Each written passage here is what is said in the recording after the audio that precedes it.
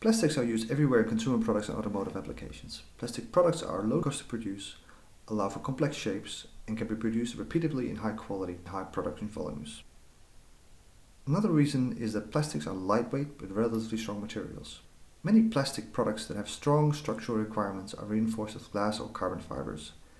The fibers are very strong and take huge loads.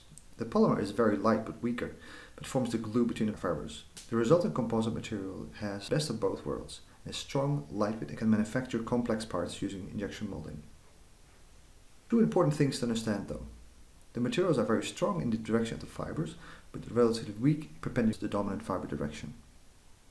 Secondly, the amount of orientation has a huge influence on the mechanical properties.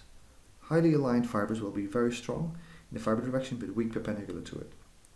Randomly oriented fibers will be much weaker than the highly aligned fibers, but are stronger than the perpendicular to it. So in summary, the material properties are very dependent on the orientation, direction, and the amount of orientation of the fibers.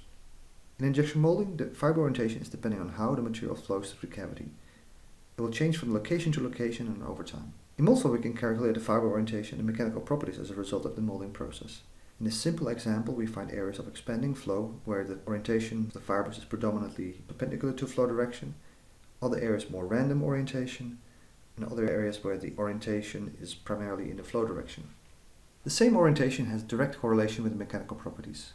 Areas that are highly oriented have a high modulus, other areas with random orientation will have a much lower modulus. The difference in modulus can be very significant, as you can see. On the flip side, areas that have high orientation will have a very low modulus perpendicular to the dominant direction.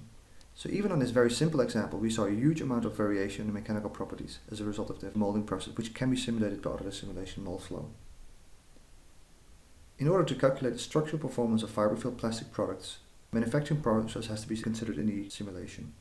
There are interfaces available between Moldflow products and the mainstream structural analysis products.